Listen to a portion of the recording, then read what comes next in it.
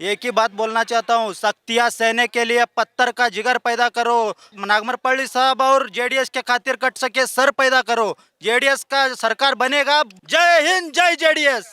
कर्नाटक विधानसभा चुनाव की अगर हम बात करें तो वहां पर जहां कहा जा रहा था कि सीधा मुकाबला कांग्रेस और बीजेपी में होना है, तो वहीं जेडीएस किंग मेकर की भूमिका में सामने आ सकती है, क्योंकि यहां पर त्रिशंकु का ये पूरा मुकाबला है। अब ये भी हो सकता है कि जेडीएस जो सत्ता बना रही है उसके साथ हो, या फिर सत्ता जो बन रही है तो उसमें अपना एक अहम योगदान देकर के किंग वाली भूमिका में रहे। जेडीएस के जो कैंडिडेट्स है यही उम्मीद भी कर रहे होंगे, लाजमी है। हालांकि अभी जो आंकड़े जो सामने आए 9.8% से ज्यादा वोट शेयर उनके पास है, पर वहीं जेडीएस के जो कार्यकर्ता है वो भी उत्साहित नजर आ रहे हैं कि कहीं ना कुछ इस चुनाव परिणामों के साथ उनके हाथ भी लगने वाला है। क्योंकि कर्नाटक के चुनाव की हम बात करें या फिर अन्य साउथ के एरियाज की बात करें तो वहां पर जो क्षेत्रीय पार्टीज रहती है उनका अपना एक दबदबा रहता है। तो यहाँ पर जब बीदर में हम मौजूद है तो चलिए आम लोगों की प्रतिक्रिया जान लेते हैं। जेडीएस पार्टी के जो कार्यकर्ता यहाँ पर मौजूद है उनसे जान लेते हैं ये चुनाव परिणाम आप लोगों के लिए कितना उत्साहित करने वाले हैं, किस तरीके के चुनाव परिणाम इन्हें मान के चल रहे हैं।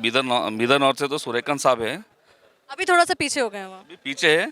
अभी एक आधे घंटे में हम सबसे आगे रहते हैं। कम से कम 5,000 लीड से हम बीदर नॉर्थ से जेडीएस से सूर्यकांत नागमरपल्ली जीत रहे।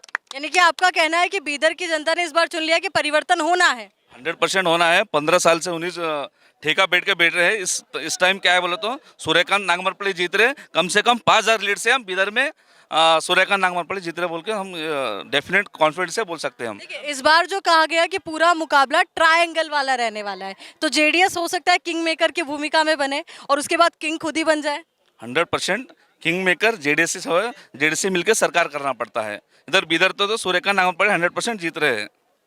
देखिए कई तरीके की खबरें भी आई, बीच में आया कि पहले बीजेपी से कांटेक्ट किया गया, फिर कांग्रेस ने भी कांटेक्ट किया, फिर बाद में उसका खंडन भी कर दिया कि हमसे किसी ने अभी कांटेक्ट नहीं बात किया। बोलूँ क्या मैं?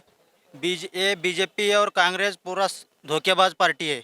जेडीएस जो है ना बहुत बढ़िया पार्टी है। सूर्यकांत नागमरपल्ली साहब काम किए, बंडप्पा काशमपुरे साहब काम किए। एक ही बात बोलना चाहता हूँ, सख्तियाँ सहने के लिए पत्थर का जिगर पैदा करो। नागमरपल्ली साहब और जेडीएस के खातिर कट सके सर पैदा करो। जेडीएस का सरकार बनेगा, कभी एनी टाइम बनेगा। जय हिंद, जय जेडीएस। क्या बात है, बहुत खूब। आप क्या कहना चाहेंगे, किस तरीके से सपोर्ट कर रहे हैं अपने कैंडिडेट को? क्योंकि वोट करके तो आपने सपोर्ट कर दिया, पर आज यहाँ पर खड़े भी है, मौजूद भी हैं, तो क्या कुछ कहेंगे? प्रधानमंत्री मोदी साहब हमारे को बहुत हेल्प किए, शौचालय दिए और गैस सिलेंडर दिए और पीएम किसान योजना खेत वालों को मदद किए। और हम औरत तालुके के हैं, प्रभु चौहान के आदमी आए, प्रभु चौहान ही जीत के आएगा। उम्मीद यही की जा सकती है कि जो कैंडिडेट जीते वो इस तरीके की तस्वीर देखने को मजबूर ना करे। इन लोगों का जो पेट है वो भरना चाहिए और जो गरीबी रेखा के नीचे लोग जीवन यापन कर रहे हैं तो उन्हें गरीबी रेखा से ऊपर लाया जाए। हालांकि जेडीएस वाले बहुत खुश नजर आ रहे हैं। अब देखना यही महत्वपूर्ण है कि त्रिशंकु मुकाबले में जेडीएस किसका साथ देता है, किसके साथ रहता है, क्या सरकार के साथ वो रहता है या विपक्ष में बैठकर अपनी कुर्सी जमाता है। तो तमाम मुद्दे, हालांकि तस्वीर और तकदीर दोनों कुछ समय बाद साफ हो जाएगी और ये भी पता चल जाएगा कि कर्नाटक के सिंहासन पर कौन विराजमान होगा। सहयोगी संतोष कृष्णा सोहेल के साथ आयुषी विजयवर्गीय, बीदर।